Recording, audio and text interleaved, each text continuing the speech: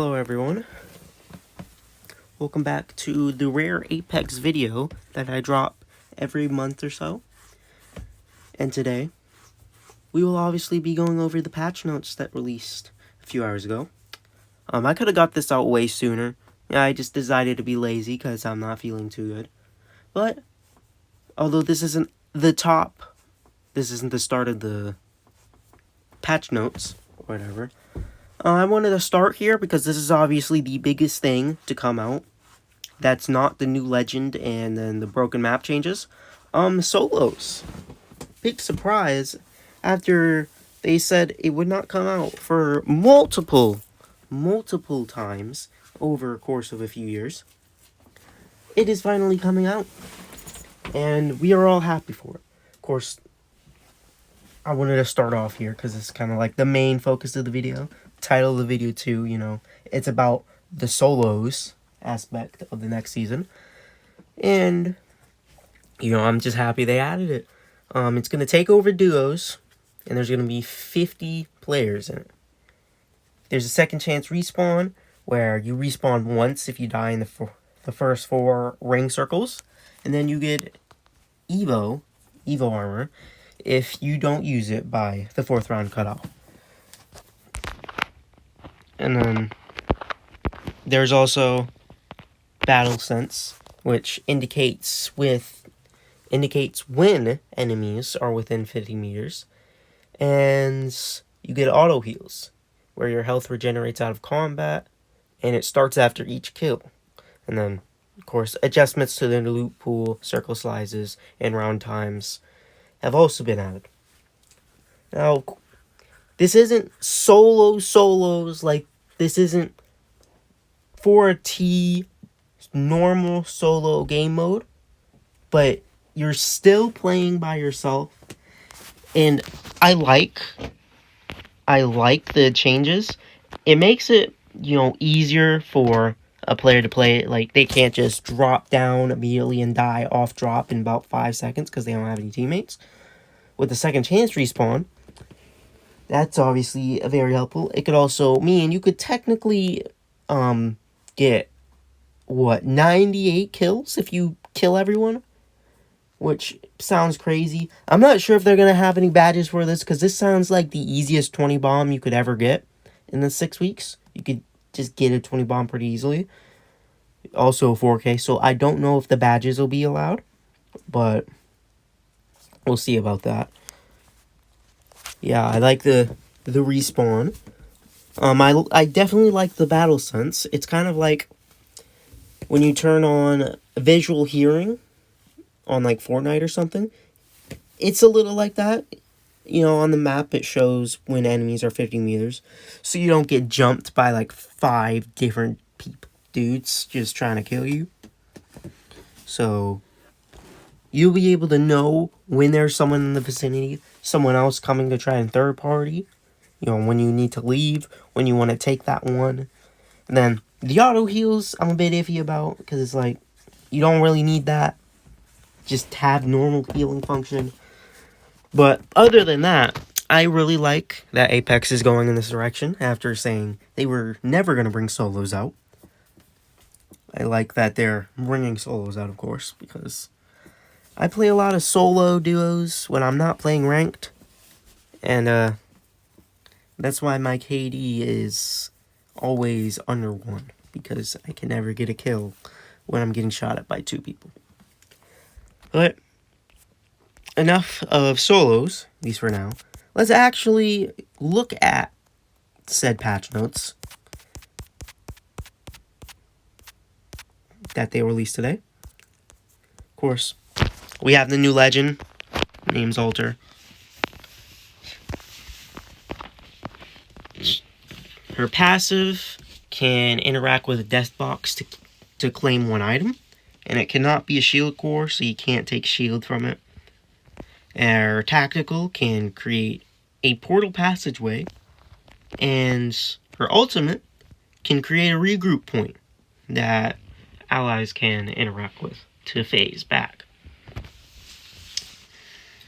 Like many people are saying, this legend's likely going to be pretty good.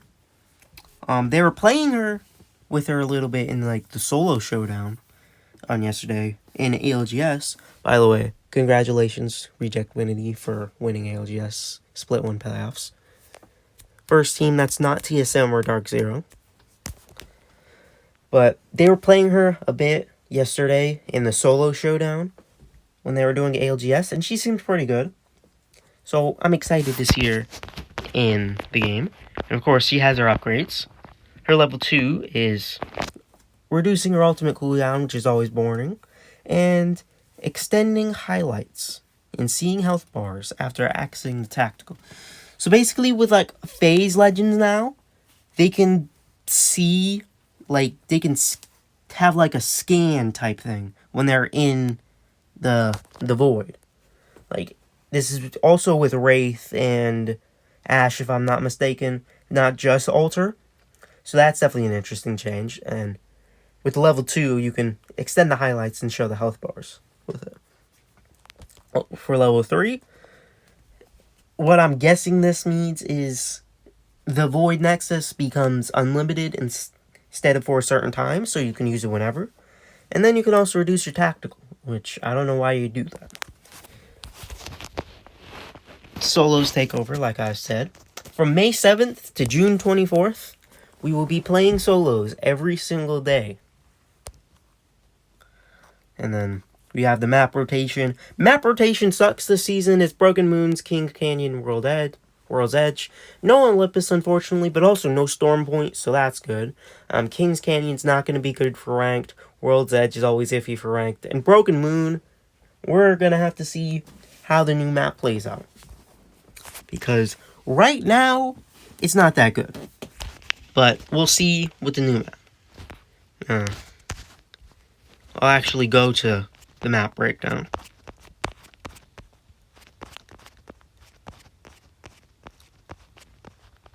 Okay.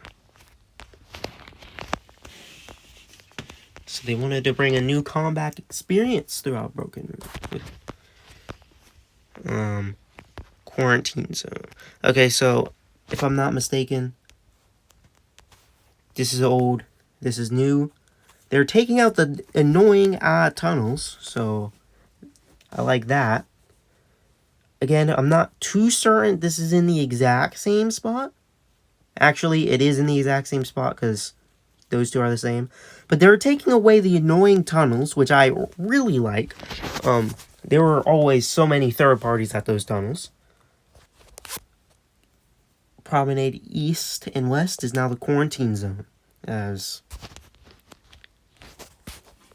the story was like Olympus from a different timeline crashed in a Broken Moon, and that messed everything up.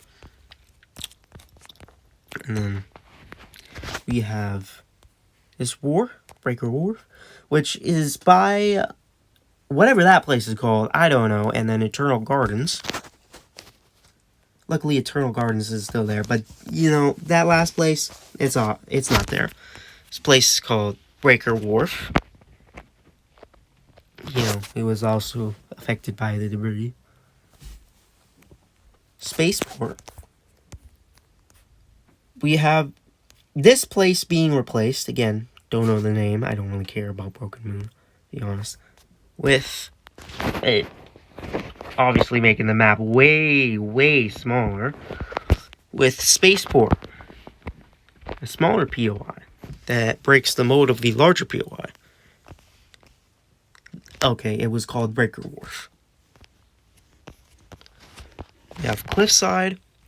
Again, the promenade tunnels being replaced by something very, very much better in the name of Cliffside. It sits between the quarantine zone and the stasis array, and a small POI. Solar pods. Okay, so that place is gone. This is one of the locations that were on the side of the map that's being removed for solar pods. This looks like a very small, calm location. Not many teams are probably going to drop here. It utilizes the new lunar buildings to introduce a bridge between the foundry and the cultivation as a new POI. I don't know what this is talking about, to be honest. Here we have underpass. So instead of this land bridge being here by this spot.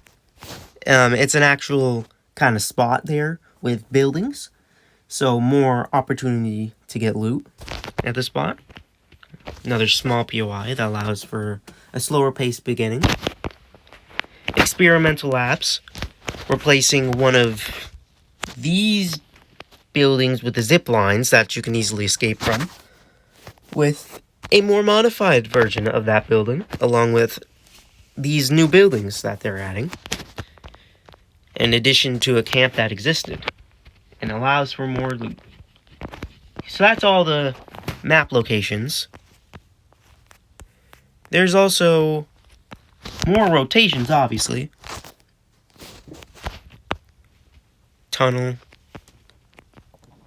Apparently this place is rewarding, so that'll be interesting.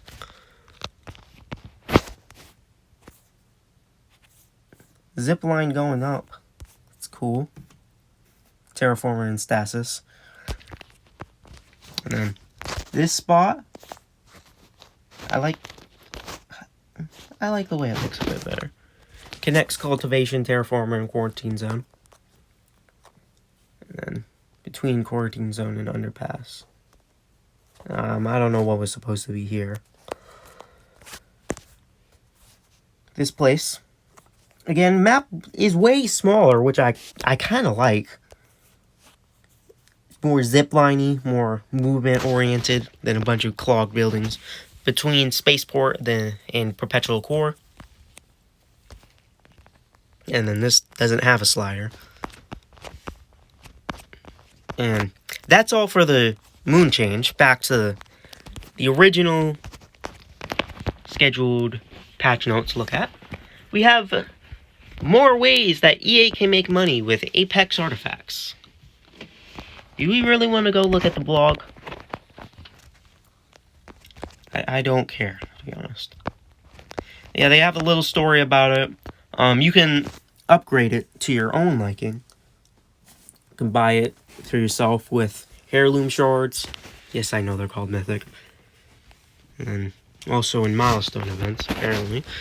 And they can be upgraded with stuff, and then you can get a death box from it, so you don't have to pay a bunch of money for a death box now. You still have to pay a lot, but it's a little less. And then this is the kind of thing.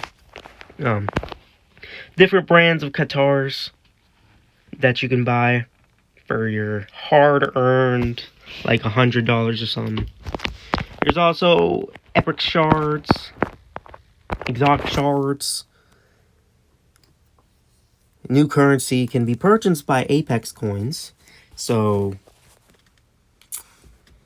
you can also get this stuff out of like the battle pass and events. So it's not totally pay, but trust me, I was hearing like it take you 5 seasons to get one thing, and like with this map thing, you have to go in order. You can't just get the death box immediately. You have to go in order from, say, the first night ride to the second to the third to the fourth. Then you get the death box. So you're going to need a lot of exotic shards. You're not getting those all from the battle pass. You're going to have to buy them because EA wants your money. Again, back to our normal scheduled patch notes. We finally get to the balance changes. And they have a lot of dev notes here, so probably going to be skipping a lot of it because that would make the video like an hour long. And no one wants to watch an hour-long video from a creator with 91 subscribers. I mean, no one wants to watch a video in general from a creator with 91 subscribers, but I at least pull a decent amount sometimes. You know, that hockey video that got 3K for some reason. But Wingman has returned to the floor. The projectile size would return to pre-care package values. The damage reduced was to 45. It was 50 in the care package. They removed the skull. They removed the skull piercer from everything, not just the Wingman. Hip fire accuracy was reduced, and it can take the boosted looter pop-up back, which also came back. And it cannot take a magazine anymore. So basically, all it can take is a scope and a boosted loader. There's no mag, no other attachments, just a scope in whatever hop up they have for them. And with the wingman coming up, the devotion goes in. And I was seeing Fade use it yesterday. The new and improved devotion is really good. It has this new reverse hipfire archetype, kind of like Rampart's minigun, where hipfire will tighten accuracy instead of widen. Very useful for the devotion, which has a very, very bad hipfire, so that's going to make shooting people from afar, like mid-distance, short distance, way easier than it was before. Damage increased to 16, and it was 15. Now, it seems like a minor change. It's a big change. Magazine size was increased to 54 from 48 at Purple Mag. It has 324 reserve ammo, and empty reload time is significantly reduced. For the gold weapon rotation, we have the Nemesis, the Triple Take, the PK, the Prowler, and the Longbow. And one of my favorite changes of this update, you will now have a guaranteed weapon out of your first loot bin, and or if you're unarmed. I guess it's the first loot bin of an unarmed person. I don't know if that means if you drop your guns, you're gonna open up one and get a gun, or for that first time you open a loot bin and you don't have a gun already, you can get a gun. Of course, I find that change very interesting and I like it. They talk about how bringing a fist when the other person has a gun isn't fair, so they made it more fair. Another really, really good change, when you retrieve a banner now, it no longer locks a player out of gameplay actions like running, shooting, punching, and reviving. They will all break out of the banner collect animation. And it will still register as a successful collection. I don't know what that was. So, huge change. The players can immediately act with a death in a react. Jeez. This is what you get for talking a long time. Interact with a death box a second time while the animation is playing. So basically now, if you're on PC, you can shield swap from your death box guy. Now, you can obviously shield swap on controller, it's just harder to do. So again, really good change. I like it a lot. It'll make collecting banners and looting still really easy if you absolutely need to, obviously. They talk about how we've all died from trying to shield swap, but we can't. And now you can. Purposely dissing Octane and Wraith mains is crazy. And hey, I didn't write it. Survival items will now only spawn from a sport bin tray if the team has needed it. So basically, like they said, if you need a mobile respawn, like one of your friends is dead, you get a mobile respawn from the sport pin. 30-30, again, the Skull Piercer was removed. They want more parity between marksman and sniper rifles. So that's kind of why they removed that Skull Piercer. For the charge rifle, their ADS recoil has improved because it's a high, like they say, it's a high risk, high reward, and the risk outweighs the reward. So they kind of want to tune it up.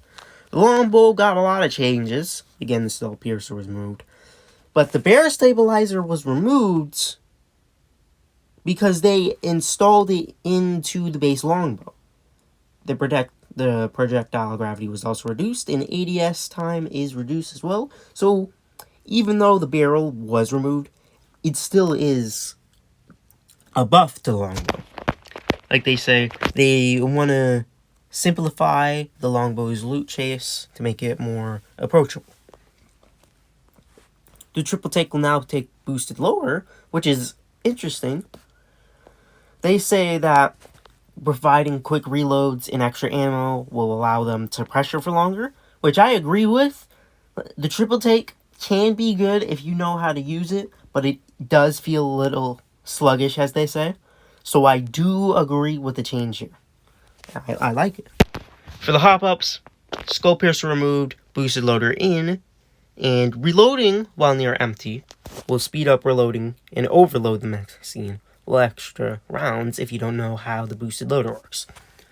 And unfortunately, because the pros kept crying over and over again like they always do, the digital thread no longer exists.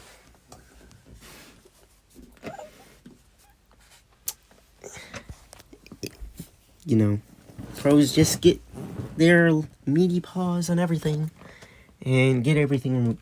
Now, the digital threat, I understand. Not many people like the digital threat. I always like the digital threat. I ran it on everything that I could have. I thought it was the best I thought it was the best optic for every SMG, every shotgun, the wingman, every pistol. Of course, when they took it off of SMGs, they kind of made it useless already, so I guess taking it out wasn't really the biggest deal. But it's still unfortunate. The digital threat was one of the more unique items that you could pick off the ground. And now that it no longer exists, at least for now, as they talk about how they are giving it a hiatus while they investigate healthier perks. It's unfortunate. Again, whatever the pros want, the pros get. And digital threat is going now. Most people thought it was useless anyway, like I said, so not many people really care. Now we get to our little legends. Ash got buffed. Her arc snare got changed to her offhand or her left hand, and it doesn't stow weapons and or interrupts consumables. Her phase breach, like I said, enemies will be highlighted while they're in the void. Again, big change for all void users. They talk about how it puts Asher at a disadvantage. That's why they change it. Ballistic. Now, a lot of these changes are upgrade changes, but Ballistic's Whistler ground damage, not its base damage, its ground damage is increased to 10. It was 5. Not really the biggest change. For the upgrades, Care Package Insight was removed and replaced with Slingshot, which improves Ballistic's base sling weapon to blue and a purple at 3. Now, this is actually a huge change, because now when you level up, you get better guns in your sling. So, if you choose this perk and you have a decent gun in your sling, it's going to have all purple attachments. What I'm understanding, at least. I mean, that is a huge change. And it's really, really good for Ballistic, in my opinion. It makes the room for a third weapon. And honestly, it makes the third weapon actually extremely viable. Other than when you use that ultimate. And it could even be better than your main weapons. So, people might want to start putting strong weapons in the sling. And putting weaker weapons, like backup weapons, in their main slots. So, very interesting. For Bloodhound, the Beast of a Hunt cooldown was increased to 4 minutes. And the knocks with all no longer extend their duration.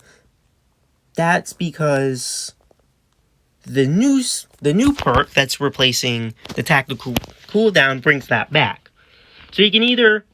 Oh, by the way, the Taste of Blood upgrade was buffed to 50 and was 25. So you can either get an HP boost for Bloodhound or extend the Beast of Hunt with knocks.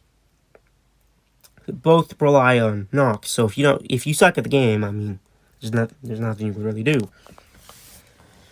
Yeah, huge change to Bloodhound. I wouldn't say Bloodhound's less viable in the meta, but it's a pretty big change anyway. For Catalyst, Piercing Spike's cooldown was decreased to 20. It was 25, and the Long Class upgrade was integrated to the Tactical. And the Long Class increased the spike throw range by 40, so pretty big seismic buff for Catalyst. Dark Bale the length was increased to 45 meters. It was 40. And for upgrades, long cast was obviously removed. Long veil was removed to move to level 2, which increases ultimate length by 15. And the new perk for level 3 is the Pharaoh Door, which fully rebuilds and reinforces missing doors with the passive.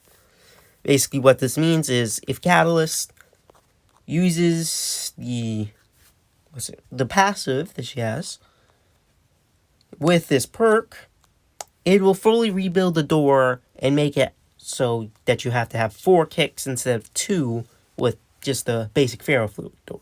So, pretty good change in my opinion. For Caustic, he's obviously received a pretty seismic nerf, mostly because he's huge in the meta right now. Gas damage and slow stops once Caustic is eliminated, and the gas damage ramps from 4 to 10 instead of 5 to uncapped. So it caps at 10 again, which is an interesting change. It makes Caustic less viable, and damage on knock players is down to 4, and it was 5. For Conduit, this is kind of like Conduit Revenant stuff. She can't use her tactical when Forge Shadows is active. And it ends it once he activates it. For her upgrades, Battery Collection was removed because that might be the most useless perk ever. It just allowed you to see batteries in boxes. I don't know why you'd use it. And replaces it with the Bat Pack, where you can snack up the 3 shield batteries. Unfortunately, it does not stack with gold backpacks. Most unfortunate thing ever. Very, very sorry to all Conduit mains who cannot stack 4 batteries. EA just sucks as a company and they don't want you to have fun. They talk about how they are nerfing synergies and not the actual legend. Crypto got a pretty good buff, both with his upgrades and just his Neuralink in general. The network traffic upgrade is integrated into the base kit, which deploys the drone that calls out squads in the area. So it calls out squads in the area on base now, which is huge. And then squad count banners are visible anytime the drone is in the deployed state. So what I'm assuming that is if the drone is out and you go out of it and you look at a banner, it still shows the squad count. For the upgrades, attack and ultimate cooldowns were removed. The network expansion was moved to level 2. And the Quake Ping, which is improved drone handling, is now a level 2 perk. Network expansion higher passive and ult range by 25%. Now for level 3, his new perk is satellite imagery, where the drone scan persists for an additional 1.5 seconds, or hackathon, which cuts the drone cooldown in half, and it also gains a speed boost anytime he uses ult or the drone is destroyed. So definitely makes Crypto a very better legend than before, obviously. I like the changes with like tactical and the ultimate and stuff, because that stuff's kind of useless. For Fuse, he really only had his upgrades. Stuff happened. The Big Bang was removed, which you could see ordinances through walls. Again, one of the most useless things. And the new one is Ringmaster, where he can look at rings consoles now. So that's great. And then Scar Tissue, simplified and buffed the damage mitigation. You take a flat 20 damage when crossing the metal load instead of 37. And Reckless fixed explosive damage mitigation. And he should only take about 32 damage from a full knucklebuster. For Newcastle, he got a pretty big buff too. His mobile shield throw animation speed increased about 2.5 times faster. His capsule and all, which probably one of the biggest changes to a legend, can now destroy any projectile heading towards the wall when energized. So think of a Watson pylon. This is that. I'm gonna let you think about that for a second. Newcastle, who can already res behind a wall per se with the knockdown shield, can now deploy a wall and make sure that nothing can get inside of it. No grenades, at least while it's powered up. That's a huge change. And then the energization duration was increased to 1 from 30 seconds. And then for the upgrades, Stronghold increased the duration to 3 minutes. 3 minutes is a lot of time to disavow any grenade. Of course, not better than Watson's, who does it for the whole time that the pylon is active. I'm not saying one's better or not. Octane, you got his reckless upgrades messed around. Shoot, no. What I like is Thick Skin is both level 2 and level 3, but that's basically useless. Because now, you can have both Mad Hops and Airborne Agility in the same loadout. So you can both have an extra launch pad charge, and you can change your directions with the launch pad. That, in my opinion, is a big buff for Octane. Because you can have 2 jump pads down, and you can tap strafe off of them. You can do like triple tap strafes off of them if you're on PC. So, underrated change. Watson, her arc stars don't spawn when she's eliminated, and Split Circuit no longer reduces shield regen capacity. Which, I might be reading this very wrong, but if I'm reading this correctly, that means her shield goes on forever. Just saying. I'm just saying. Watson might be meta. Wraith, like I said, for Ashe and Ultra, she can highlight people. Maps. Obviously, Broken Moon was messed up. And they also added a bunch of Ring Console Survey Beacon spawns to a bunch of maps. Other than Solos mode, Mixtape, Lockdown, maps added to a rotation, Zeus Station, and Monument.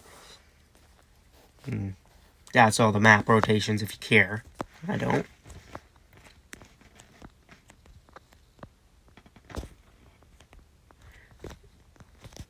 I have no idea why, but for some reason, the first week of Pride Month, there's just no map changes. There's just no map change. What do they mean by this? Why is there no map changes when Pride Month starts? What do they mean by this? What does this mean? It goes back.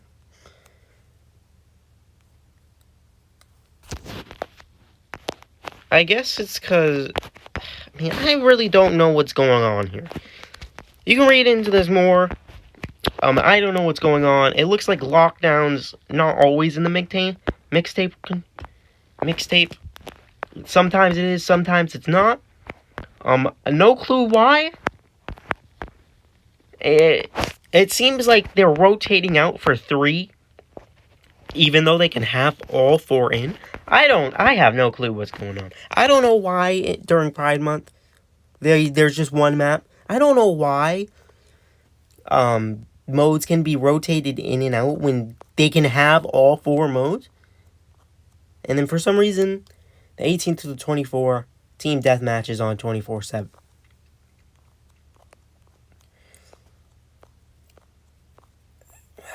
I don't know. I don't know. But, hey, no one plays mixtape anyways. For ranked, all players in a pre-made ranked squad must be within 3 ranked tiers of each other. And there's no tuning changes, because they're pretty happy with how ranked it was. And then for the season reset, if you ended your last season in Rookie somehow, you'll be reset to 1 RP. If you ended last season above Rookie, you'll be in Bronze 4. And Split 2 will take place at the same time as the .1 patch, and the week after. Better, because that means there's more time for Split 2. Rank rewards are determined by the highest ranked tier during the entire season, and split rewards are like the badges. If you want an animated badge, you get them both times. If you don't, you just get it one time. And a bunch of bug fixes, more else. Oh, scroll through these for a second so you can read them. Poop and ring generation system.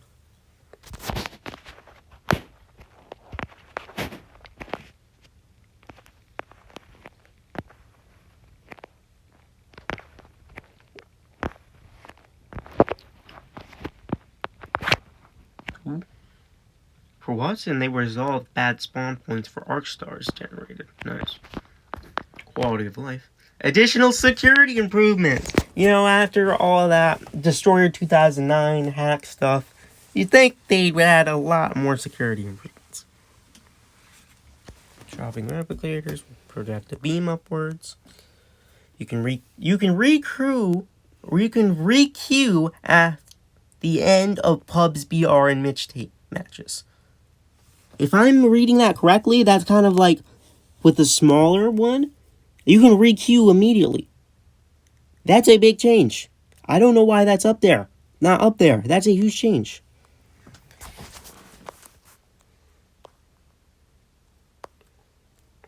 A little bit more.